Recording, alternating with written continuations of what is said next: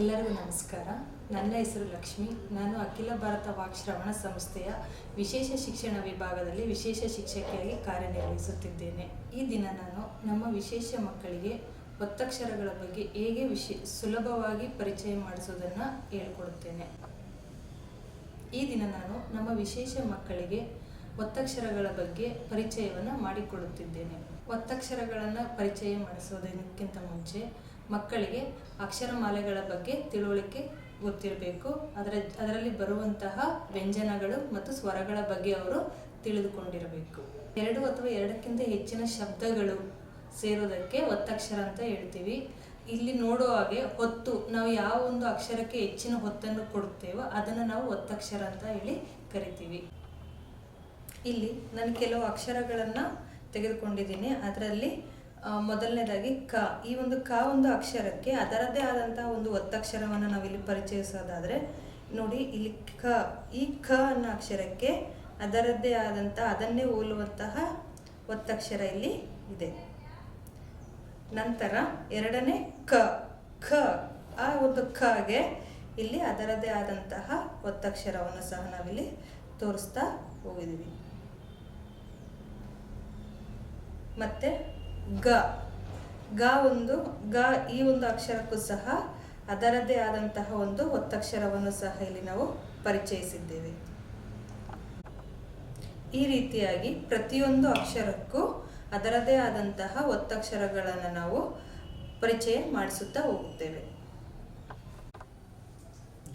ಸಾಮಾನ್ಯವಾಗಿ ಒತ್ತಕ್ಷರಗಳು ಅದರದ್ದೇ ಆದಂತಹ ಹೋಲುವಂತಹ ಅಕ್ಷರಗಳನ್ನು ನಾವಿಲ್ಲಿ ಕಾಣ್ತಾ ಹೋಗ್ತೀವಿ.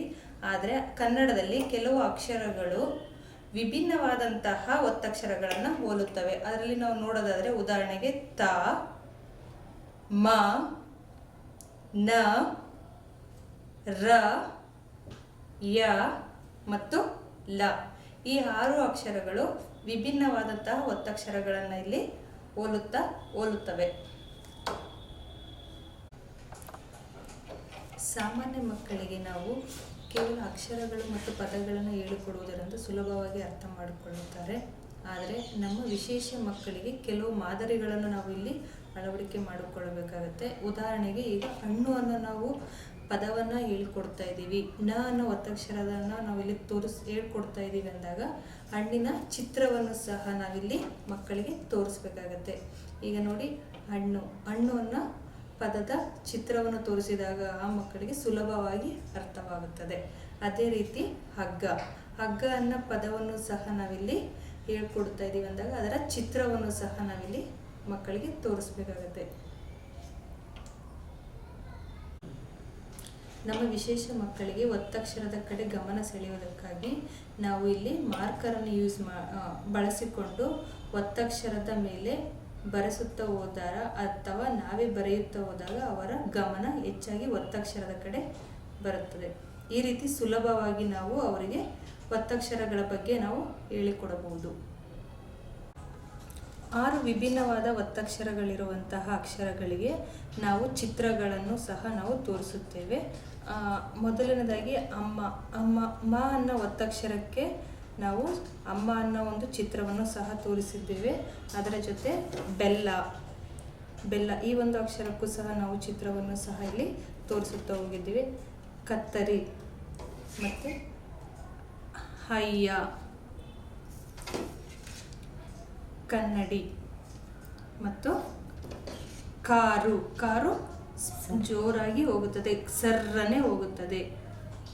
ಈ ರೀತಿಯ ಒಂದು ಚಿತ್ರಗಳನ್ನು ಸಹ ನಾವಿಲ್ಲಿ ಅಳವಡಿಸಿಕೊಂಡು ಮಕ್ಕಳಿಗೆ ಪರಿಚಯವನ್ನು ಮಾಡಿಸುತ್ತೇವೆ. ಇದರ ಜೊತೆಗೆ ನಾವು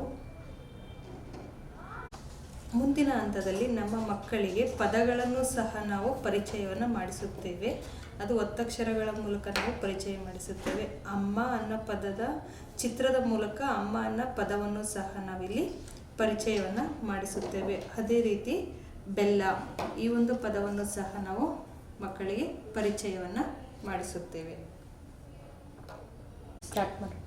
ನಾವು ಮಕ್ಕಳಿಗೆ ಅಭ್ಯಾಸ ಚಟುವಟಿಕೆಗಳನ್ನು ಸಹ ಹೇಳಿಕೊಡುತ್ತೇವೆ. ಅದರಲ್ಲಿ ನಾವು ಈ ಒಂದು ಒತ್ತಕ್ಷರ ಒಂದು ಪದದಲ್ಲಿ ಎಲ್ಲಿ ಬರುತ್ತದೆ ಎಂದು ಮಗು ಸುಲಭವಾಗಿ ಕಂಡುಹಿಡಿಯಲು ನಾವು ಪದಗಳನ್ನು ಸಹ ಮಕ್ಕಳಿಗೆ ತೋರಿಸಿದಾಗ ಅವರು ಈ ಒಂದು ಪದವನ್ನು ಸಹ ಗುರುತಿಸಲು ಸುಲಭವಾಗುತ್ತದೆ. ಉದಾಹರಣೆಗೆ ಅಯ್ಯ.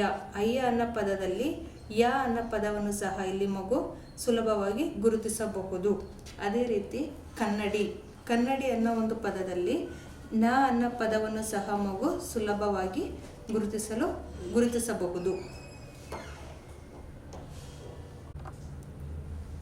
ಮಕ್ಕಳಿಗೆ ಇನ್ನೂ ಹೆಚ್ಚಿನ ಅಭ್ಯಾಸಕ್ಕಾಗಿ ಸುಲಭವಾದಂತಹ ಚಟುವಟಿಕೆಗಳನ್ನು ಸಹ ನಾವು ಮಾಡಿಸಬಹುದು. ಉದಾಹರಣೆಗೆ ಈ ಒಂದು ಚಾರ್ಟ್ನಲ್ಲಿ ನೋಡ್ತಿರುವ ಹಾಗೆ ನಾವು ಕೆಲವು ಅಕ್ಷರಗಳನ್ನು ಹೇಳಿದಾಗ ಆ ಮಗು ಆ ಒಂದು ಅಕ್ಷರಕ್ಕೆ ವೃತ್ತವನ್ನು ಹಾಕುವುದಾಗಿರ್ಬೋದು ಅಥವಾ ಆ ಒಂದು ಅಕ್ಷರಕ್ಕೆ ತಿದ್ದುವಂತಹದ್ದಾಗಿರ್ಬೋದು. ಕ ಅನ್ನೋ ಅಕ್ಷರ ನಾವು ಹೇಳಿದಾಗ ಆ ಮಗು ಕ ಅನ್ನೋ ಒತ್ತಕ್ಷರದ ಮೇಲೆ ವೃತ್ತವನ್ನು ಸಹ ಹಾಕಬಹುದು. ಅಥವಾ ಗ ಅನ್ನೋ ಒತ್ತಕ್ಷರವನ್ನು ನಾವು ಹೇಳಿದಾಗ ಆ ಒಂದು ಘ ಅನ್ನೋ ಒತ್ತಕ್ಷರದ ಮೇಲೆ ಆ ಮಗು ತಿದ್ದಬಹುದು. ಇದರ ಜೊತೆಗೆ ಇನ್ನೂ ಒಂದು ಚಟುವಟಿಕೆಗಳನ್ನು ಸಹ ನಾವು ಮಕ್ಕಳಿಗೆ ಹೇಳಿಕೊಡುತ್ತೇವೆ ಅಭ್ಯಾಸಕ್ಕಾಗಿ. ಅದು ಯಾವುದೆಂದರೆ ಅಕ್ಕ, ಅಮ್ಮ, ಅಣ್ಣ, ಅಪ್ಪ. ಇದೇ ರೀತಿ ಒತ್ತಕ್ಷರ ಇರುವಂತಹ ಪದಗಳನ್ನು ಸಹ ನಾವು ಮಕ್ಕಳಿಗೆ ಸುಲಭವಾಗಿ ಹೇಳಿಕೊಡುತ್ತೇವೆ.